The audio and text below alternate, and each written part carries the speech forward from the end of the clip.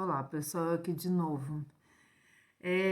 O vídeo de ontem, que nós falávamos da nova era, como a abertura do caminho para o globalismo, pela desconstrução, né, pela introdução no do modelo cristão da nossa sociedade, que é original, né, da nossa sociedade, trazer conceitos orientais como uma forma de tornar fluido, né, esse conceito da religião, porque a Igreja Católica, ela realmente não é nada flexível. Cristo não é nada flexível, né? As nossas verdades são perenes e imutáveis. Então, quando eu trouxe esse assunto, eu vendo o próprio vídeo, percebi que realmente falaram passando de religiões que estão embasando toda uma tomada de decisão, toda uma manipulação de consciências, falando passando é até arriscado, porque nós vamos nos deparar com esses conceitos e não vamos identificar. Então, mais uma vez, recorrendo a Dom Estevão Bittencourt, como eu gosto sempre de fazer aqui, nesse livro que ele escreveu chamado Crenças, Religiões, Igrejas e Seitas, Quem São? Eu consigo trocar com vocês aqui essas informações, porque inclusive nós estamos na semana de oração pela unidade dos cristãos, né? E a gente sabe muito bem que esse diálogo ecumênico, né, essa conversa com outras religiões, nada tem a ver com uma vontade de sincretismo por parte da igreja. Tem a ver com reconhecer nos seres humanos irmãos, reconhecer nos seres humanos todos buscadores da verdade, embora não as tenha encontrado em totalidade ainda, como Cristo ensinou. Reconhecer que é um traço da verdade de Deus que permeia todo o homem quando ele busca, né, algo que está acima dele e trazer ele para a verdade, né? Na verdade, o diálogo ecumênico ele precisa ser honesto e sincero com relação às crenças. Ele não é uma coisa que se releva, vamos dizer, os princípios doutrinários da igreja. Então, aqui na abertura desse livro, né, falando da fé católica, né, e apresentando o livro, o Dom Antônio Afonso de Miranda, então bispo de Taubaté nessa época, né, deixa eu ver se eu pego para vocês de quando é esse livro, deixa eu ver, coletânea de artigos publicados na revista Um Mensageiro de Santo Antônio, no período de 1989 a 1995. A gente sabe que Dom Estevão publicava muitas notas e muitas reflexões sobre outras religiões, principalmente por conta da heresia que muitas vezes alguns cristãos trazem, né? Muitas vezes, até por ingenuidade, achar que aquilo não tem nada demais, que aquilo não afeta a sua fé cristã, enquanto Dom Estevão vinha combater e dizer que sim, afeta. Então, quando Dom Antônio Afonso de Miranda abriu essa compilação desse livro, né, de Dom Estevão, na verdade é um livro escrito por Dom Estevão mesmo, uma compilação. Mas ele diz assim, olha, vivemos numa época de pluralismo de ideias, em consequência, pluralismo de crenças e de práticas. Evidentemente, não se pode negar a liberdade, que assiste indivíduos e grupos de escolher dentro destes pluralismos o que lhes parece mais consentâneo com a verdade que a inteligência lhes faz apreender. Por isso, a Igreja Católica não se arvora em tribunal para julgar, né? Não quer dizer que ela não se comprometa com a verdade, não, ela apenas não julga, né, os outros, e muito menos para condenar as convicções de quem quer que seja. Ela apenas anuncia, prega a todas as pessoas e até define para seus fiéis visitantes o que recebeu em matéria de fé religiosa como revelação de Jesus Cristo, seu fundador, né, o próprio Deus. Face ao pluralismo de igrejas ditas cristãs, que conservam pontos essenciais da revelação de Cristo, a igreja dialoga com elas de modo mais direto e com elas reza em busca da unidade, que é o que estamos vivendo durante essa semana. E as convida ainda a uma ação comum, no sentido de se construir uma sociedade justa e fraterna, que é algo agradável a Deus, né? A paz social, né? A gente tem essa vertente concretista também, da vida do homem, da vida do ser humano enquanto valor máximo, né? Enquanto dom de Deus, a vida humana tem que ser preservada, não só sua alma, né? A sua alma, óbvio que é o que fica, mas a vida dele tem que ser preservada. No entanto, diante das igrejas pseudo-cristãs, e de outras religiões tão diversificadas, a Igreja Católica confessa reconhecer nela alguns valores, que são como sementes do Verbo de Deus no dizer dos santos padres e dos teólogos, mas lamenta a confusão de ideias e filosofismos errôneos que não pode de forma alguma aceitar. Embora respeitando a liberdade de consciência, a Igreja Católica não quer e não pode deixar que as consciências se iludam em pontos tão sérios como são os referentes à fé, pois dizem respeito à salvação eterna. Então, o compromisso da Igreja, como eu disse antes, é com a verdade, né? E a verdade é algo que muitas vezes não agrada, porque ela fica sendo tida como, a gente dizia no vídeo anterior, como algo fundamentalista, né? Algo intolerante contra as religiões, enquanto não é. O compromisso com a verdade nos impulsiona a vir aqui, fazer um vídeo, chamar atenção para as misturas que estão acontecendo no mundo, que estão envolvendo todos, que estão tornando conceitos muito firmes para que nós caminhemos numa estrada firme e segura da verdade. Não uma estrada fantasiosa em que se cria para se viver bem. É uma estrada em que próprio Cristo veio, Deus feito homem, segundo a nossa crença, sim, óbvio. Pode ter alguém vendo o vídeo e dizer, mas você está dizendo que Cristo é Deus. Bom, aí você tem que estudar o cristianismo, né? Tem que entender o que Cristo quis dizer. Estude, leia os evangelhos, porque ali tem toda a concentração da mensagem cristã, né? Então, quando Dom Estevão trouxe isso para falar da nova era, por que ele pegou? Eu vou ler para vocês aqui a parte que fala da teosofia, porque eu prestei atenção que eu citei a teosofia e não falei sobre ela, mas Dom Estevão, nessa Pergunte e Responderemos 384, ele vai falar de várias religiões e nas Pergunte e Responderemos que eu tenho aqui. Mas nesse livro aqui, ele fala mais precisamente, e no artigo que nós lemos ontem, né, sobre compreendendo a nova era, e eu linkei com o globalismo, óbvio que ele mesmo depois fala do globalismo e da fluidez desses conceitos, né? Cita Sanaúra, mas prestem atenção. Quando ele fala do pensamento hindu, ele diz que predomina nas expressões da nova era o hinduísmo muito voltado para a mística e o invisível, o que corresponde a um anseio do homem ocidental, de todo o homem, né? Esse anseio pelo que ele não vê, pelo que ele não alcança, mas ele sente, né? A gente tem essa intuição. Vários mestres budistas têm feito escola no Ocidente, como também muitos cidadãos ocidentais têm ido procurar na Índia alguma resposta para as suas aspirações. A gente conhece um punhado de gente que cultiva, né, religiões orientais, especialmente na Índia. O hinduísmo tem duas grandes notas características: o panteísmo, né, Deus está em todo lugar, Deus está em tudo, está em mim, está em você, está na pedra, está em tudo, né? E o reencarnacionismo, como uma forma de se aperfeiçoar enquanto ser humano, né? Enquanto ser preso a uma matéria, né? Preso a sensibilidades da matéria. Então, eles acham que é a reencarnação é que faz o homem evoluir. O panteísmo identifica a divindade, o homem e o mundo entre si, e essa identificação condiz com o holismo, que eu já falei ontem, concepção filosófica subjacente a muitas teses da nova era. A nova era entende que todas as coisas formam um só todo, e este princípio reforma frequentemente nos escritos da nova era. Eu quero fazer uma série de vídeos com vocês em que a gente vai abordar um pouco dessas religiões orientais para que a gente compreenda por que isso é usado. Né? Essa maneira de alienar o homem de si mesmo, de fazer com que o homem... vamos dizer que o cristianismo também tira o homem de si, mas não roubando o homem de si, mas é o homem querendo sair de si em direção àquele que o criou, das suas próprias paixões, dos seus próprios apegos, nesse sentido sair de si. Enquanto lá esse desapego é feito por um estado mental de meditação, um estado mental de, né, realmente o desapego desse mundo, onde eu disse que a gente é apegado desse mundo no sentido que a gente caminha, os nossos pés estão fincados aqui nessa terra até o momento que fomos convocados. E esse apego vem do amor que temos pela vida que Deus nos deu, né? Essa vontade de viver é algo que está dentro do ser humano, com uma possibilidade que ele tem de frutificar e de se unir ao próprio Criador. Então ele frutifica, ele é consultor desse reino, né? É consultor desse reino em que na verdade é um corpo místico esse reino, né? Que é a igreja, porque ela se reúne toda no rei maior que é Cristo.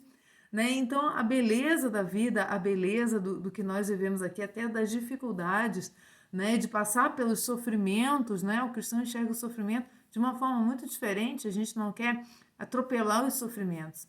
a gente digere os sofrimentos, a gente faz o sofrimento frutificar em graça para os outros, né? Oferece pelas almas, oferece pelos sofredores, oferece pelos incrédulos, pelos perdidos. A gente tem a mão cheia quando a gente sofre para oferecer, assim como Cristo nos ensinou a entregar os sofrimentos na cruz pela humanidade. Nós somos convidados no sofrimento, nós somos convidados a fugir do sofrimento. Nós somos convidados a encarar o sofrimento de frente, pedir sim que Deus nos alivie ou nos livre de determinado sofrimento, mas enquanto isso acontece, nós temos e muito a oferecer com isso. Então a nossa vida, ela está embasada realmente sempre vai ser na cruz, né? Porque não pelo sofrimento em si, o valor do sofrimento em si, mas o fruto que ele produz, né? A salvação, a própria salvação nossa e das pessoas, né? Sendo que a alegria, a perfeita alegria, como vai dizer São Francisco naquela música, a perfeita alegria, se você não ouviu, pesquise aí no YouTube que tem, essa música é muito bonita, é uma conversa de Francisco com, acho que é São Bernardo, né, que ia caminhando com ele, né, e então ele vai, diz para Bernardo, né, que a perfeita alegria não é você não ter sofrimentos, a perfeita alegria é você encontrar nos sofrimentos uma maneira de se assemelhar a Cristo, né, ao amor máximo na cruz. Então, é você ter a paz diante dos sofrimentos. Então, todos esses conceitos que vêm descaracterizar a nossa fé católica, elas vêm, na verdade, tentar limitar o homem à matéria. Então, se eu sou limitada à matéria, para que sofrer? Eu tenho que fazer com que minha matéria evolua e seja agradável. Né? Então, eu tenho que canalizar minhas energias, eu tenho que... Aí você desfia esse rosário, né? Esse monte de palavras, de joguete de palavras que visam tirar o homem do caminho certo, né? Vamos falar a verdade clara. E encarar o sofrimento é uma coisa difícil, nem todo mundo consegue, mas é um convite que Deus nos faz. Então eu queria pegar a teosofia, já que a teosofia está tão integrada nesse conceito do globalismo, da nova era, como nos ensina Santo Estevão. Eu sempre aqui aprendendo com Santo Estevão, né? Eu aprendo com vocês ao mesmo tempo que vocês quando eu leio aqui. Então ele vai dizer assim, Dom Estevão, sobre a teosofia. Ela distingue-se da teologia, né? É o ponto principal que a gente tem que começar a falar, porque teologia, né, é o discurso, logos sobre Deus, teos, né? Logos e teos, né? Teologia, discurso sobre Deus conhecido à luz da fé. Ao contrário, teosofia, Sofia é igual sabedoria, né? Sofia, né? O sufixo ali, vem a ser, como dizem, o conhecimento de Deus recebido por iluminação reservada a poucos. Num breve histórico, Dom Estevão diz que as mestras da teosofia são essas três mulheres que eu citei no vídeo de ontem, né? São duas figuras femininas, Helena Petrovna Blavatsky, né, uma russa, e sua continuadora N.B. San. Quando ela morreu, essa N.B. San, que era uma discípula dela, continuou a teosofia. Então, a senhora Blavatsky, falecida em 1891, de origem russa, abandonou seu marido aos 17 anos, um ano após o casamento, e se pôs a percorrer o mundo em demanda da sabedoria. Ouviu mestres ocultistas, magos e médiuns da Turquia, da Inglaterra e do Egito. Por fim, em 1875, resolveu fundar nos Estados Unidos a chamada Sociedade Teosófica, que em 1877 transferiu sua sede principal para Adyar, na Índia. Ciência e religião pareciam se associar na nova escola. Preste atenção porque esse conceito tem tudo a ver com globalismo. Dom Estevão falou muito bem, né, quando ele citou a nova era, que é o link do globalismo, né? Mensagens, luz no ar, precipitação de flores, cartas, tudo obtido, como diziam, pela intervenção de espíritos, e alguns mestres tibetanos evocavam, né, que esses mestres evocavam. Surgiram, porém, suspeitas sobre a autenticidade de tais prodígios. Em consequência, a Sociedade de Pesquisas Psíquicas de Londres instituiu um inquérito que terminou em 1885 denunciando essa senhora Blavatsky como uma das mais completas, finórias, interessantes, mistificadoras que a história jamais tinha conhecido. Sem demora, ela se retirou para a Europa, deixando comprometido o futuro da sociedade. Ela saiu dos Estados Unidos e foi para a Europa. Porém, quando morreu em 1891, sucedeu-lhe na direção da escola uma de suas discípulas, N.B. San, que haveria de reerguer o nome da nova instituição. N, filha de família irlandesa protestante, também abandonou o marido Frank Besant, tornando-se primeiramente pregadora do materialismo. Vejam bem, né? Após 10 anos de propaganda ateia, voltou-se para o espiritismo, o hipnotismo e a maçonaria, até que foi atraída pela essa senhora Blavatsky, muito inteligente e ativa, conseguiu ser colocada à frente da Sociedade Teosófica em 1891. Então, era uma discípula chegada da fundadora, né? A nova presidente esperava o Messias, cujos caminhos ela queria preparar juntamente com um amigo ministro anglicano, a quem se associara Charles Leadbeater. Leadbeater, eu acho que é assim que fala. Anne Besant se fez então tutora de um jovem indiano, Jiddu Krishnamurti, que ela apresentava ao mundo como o futuro mestre salvador da humanidade. Agora vejam o nível, né, de alucinação que essas pessoas chegam, né? Ela uma simples mortal escolher alguém que seria o futuro mestre salvador da humanidade, né? A total desconexão da realidade, né? Corriam, porém, graves rumores sobre a moralidade desse anglicano, esse ministro anglicano Leadbeater. Nessa situação, o pai do jovem, esse jovem indiano, né, que estava sendo recrutado, resolveu mover um processo contra os tutores do menino, obtendo finalmente ganho de causa, porém sem nenhum resultado prático. Após a sentença condenatória proferida contra Leadbeater, a seção alemã da Sociedade Teosófica, chefiada por Rudolf Steiner, separou-se do bloco teosofista em 1913, constituindo uma escola independente chamada Antroposofia. Então você vê que dentro da própria teosofia já houve ali um racha, né, por questões pessoais. Essa senhora Besant ainda se envolveu em movimentos de política da Índia, o que lhe suscitou novos amigos e adversários, e terminou seus dias em 1933 na sede de Adyar, gozando de prestígio geral. Então, as teses da teosofia, Dom Estevão cita que ela pretende anunciar ao mundo não um sistema religioso qualquer, mas o patrimônio mesmo, de onde todas as religiões tiraram algo. Então, se da teosofia todas as religiões tiraram algo, é sinal de que todos os seres humanos estão unidos numa teoria geral. Entendem por que ela foi usada na Nova Era? Porque você pensa de cada religião algo como se todas as religiões tivessem tido origem aí. E aí você justifica, você, cristão, não voltar à sua origem. Qual é a sua origem?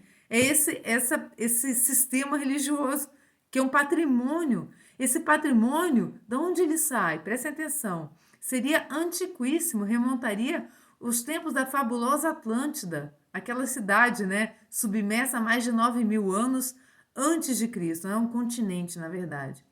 Os destroços da famosa cultura atlântida teriam sido guardados em arquivos secretos do Egito, do Tibete e da China, e finalmente explorados pela sociedade teosófica.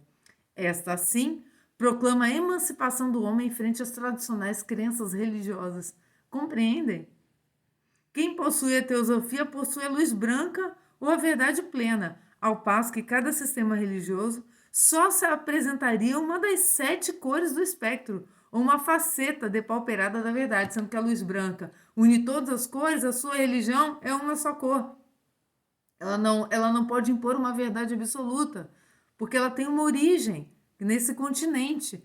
Prestem atenção, gente. O Deus dos teosofistas é a segunda tese deles, né? O Deus não é um Deus pessoal distinto do mundo, mas uma substância neutra que se identifica com tudo. Olha a fluidez dos conceitos que eu falei. Deus é tudo e tudo é Deus, né? O livro que ela colocou, o nome do livro, essa Anne Besant escreveu Why I Became a Theosophist, em 1891, na página 18, o Dom Estevão cita isso aí, né? Deus é tudo e tudo é Deus. Esse Deus, no interior de cada ser humano, vai aos poucos tomando consciência de si ou se desenvolvendo. Cremos em um princípio universal do qual tudo procede e no qual tudo será reabsorvido no fim do ciclo do ser. É por isso que o ecologismo está muito ligado a esse conceito da nova era. Vocês entendem por que essa base religiosa informa a nova era? Porque ela é fluida, ela é mística, né? E ela tem o poder de reunir todas as religiões. Na verdade, não existe uma verdade só.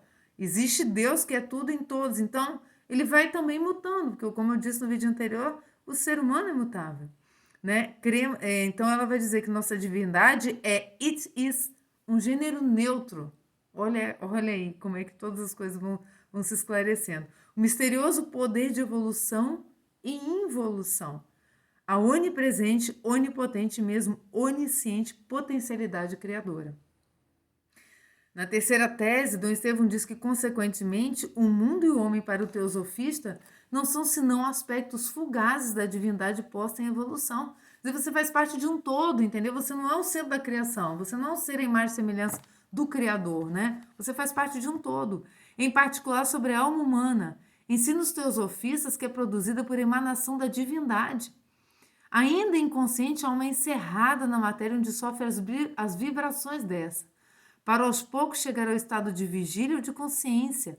O encerramento se dá primeiramente na matéria mineral, devendo passar pelo grau vegetal e do animal irracional, para que seja uma alma humana propriamente dita. A alma no corpo toca a tarefa de aprofundar a sua natureza divina ou o seu eu verdadeiro, compenetrando sempre mais no que é Deus, de que constitui uma só substância, com os demais seres, né, em conjunto com outros seres, e é apenas uma manifestação do grande ser. Aí a gente vai ver várias defesas, né, de que você pode ser o que você quiser, você pode ser um bicho, você pode ser um cavalo, né, você pode ter relação com o que você quiser, com criança, com bicho, com tudo. Olha como é que isso vai desmembrando nas aberrações, né? A fim de realizar esse processo de aprofundamento, a alma tem que sofrer encarnações sucessivas, nas quais há de se esforçar para se purificar ou viver cada vez mais emancipada das ilusões dos sentidos. Seus sentidos não são reais, são ilusões. Quanto à moral que decorre desses princípios, é assaz sóbria. Sintetiza-se num único preceito, que é o de praticar o bem ou o altruísmo, como fizeram os grandes mestres da humanidade, Buda e Jesus de Nazaré. Na vida prática, o teosofista, não admitindo um Deus distinto do homem, vem a ser o seu próprio e absoluto legislador. Meu corpo, minhas regras, olha aí. É o indivíduo que formula suas normas do procedimento concreto, sem ter que ouvir autoridade alguma que lhe fale em nome de Deus. A repugnância do cristianismo, a repugnância dos padres, nesses protestos que a gente vê de feministas, de ecologistas, né? Ainda em consequência das premissas expostas, vê-se que para o teosofista, cada indivíduo vem a ser o autor exclusivo da sua sorte definitiva ou seu próprio salvador. Eu tenho responsabilidade sobre mim, não posso falar para ninguém. Eu faço tudo o que eu quero, fazendo bem, não fazendo mal a ninguém, né? Tirando o mal, né, do aborto, né? Então, você vê que até a gente não consegue achar coerência no que eles falam. As ideias da redenção gratuita, perdão e indulgência são totalmente alheias às concepções teosofistas. Para terminar, a avaliação de Dom Estevão diz que ela está baseada num grande equívoco do panteísmo, né? De que Deus é tudo e tudo é Deus. E, de fato, Deus, por definição, é absoluto, mas o absoluto de modo nenhum pode coincidir com o transitório, como eu disse, a instabilidade humana, né? Como são o mundo visível e a alma humana. Pois tudo o que se move e evolui adquire perfeição que não tinha. Não é, pois, o absoluto ou aquele que esgota o conceito de ser perfeito. O título teosófico de quintessência de todas as religiões muito atrai os homens, pois confere um caráter relativo a todo o sistema religioso tradicional. A teosofia serve para emancipar o homem de qualquer lei religiosa, conferindo-lhe autonomia em matéria de consciência, sem lhe deixar ver que, na realidade, ele está renegando o próprio Deus.